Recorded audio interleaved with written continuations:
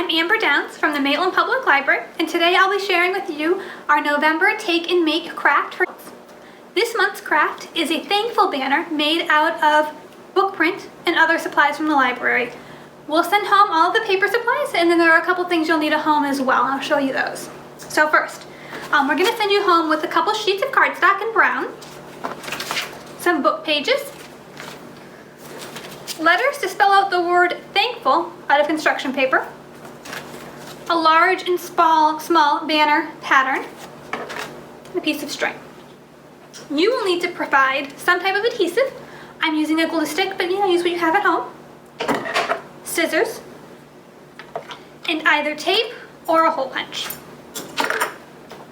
So the first thing you'll need to decide is what you want your banner to look like. For me, I chose to go with the book page in the back and the cardstock in front. However, you do have the supplies to do the reverse of that if you would like. It's up to you. Also, you can use the book paper I provided, or you can use something from the house. Maybe you have a favorite book that you would like to cherish and display. Maybe you have some old sheet music. Whatever you've got that sounds interesting, feel free to use that instead. Once you decided what you want for your large and small banners, the next thing you're going to decide is how you want to hang them. We have two options here. One is you can actually thread a string behind the pieces in tape and have them hang that way. That's what I'll be doing today. Or your second option is that you can go ahead and use a hole punch and punch holes and thread your string through that. So depending on what you have, if you have both a hole punch and tape, you could do either or both. I'm not sure why you'd want to do both, but you could. But I'm going to do the tape option.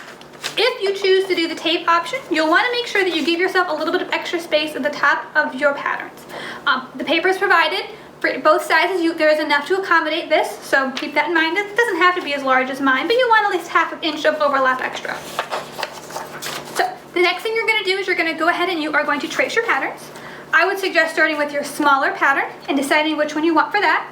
So for me, I used the brown, so I'd come here and I would trace, I guess you're going to need a pencil too. Trace out 8 copies of this over the papers that you have and go ahead and cut those out. I'm going to save you the boring part there. Next, we're going to come to your larger paper. For me, is the book paper. And you're going to cut out 8 of these. Again, if you're doing an overlap, you're going to want to give yourself about a ½ inch extra at the top. So just kind of play that into your pattern. I found that easy with the book pages because I was able to go to the top of the page, put my book up to the top, my pattern up to the top, and then I was able to trace, and then I just kind of gave myself a little extra at the top. So that made it nice and simple. All right. Once you have your shapes cut out, 8 of each, you're ready to get started. So I'm going to take my first large banner, and I am going to glue the smaller piece on top of it. Now how you wanted this is up to you. You could have it all the way at the top, you could center it, whatever makes you happy. I think I'm going to center it. Use my glue stick. Again, if you've got maybe rubber cement or some type of double-sided tape or other types of glue, those will all work. Just some type of adhesive. And again, this is a homemade thing, so it doesn't have to look perfect. We're kind of going for that shabby chic kind of look, farmhouse. So, this one to see some tape on the back. So I've got that ready to go. And I'm going to give it a second, and then I am going to take my letter and glue it again right here in the middle.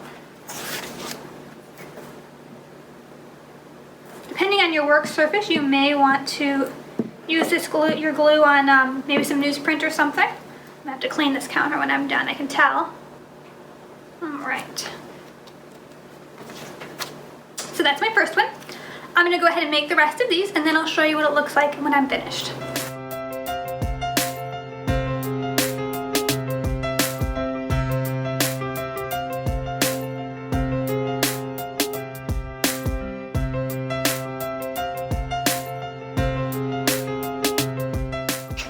Okay, once you have all of your letters finished, we're going to go ahead and string them on.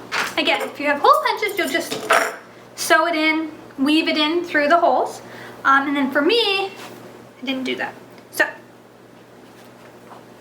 or for me, I'm going to put it behind all those tabs that I made, and then I'm going to tape them down. Carefully, don't do it backwards.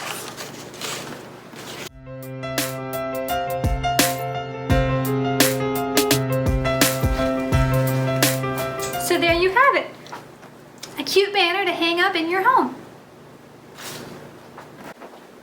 This craft is available as a to-go item starting November 1st here at the Maitland Public Library.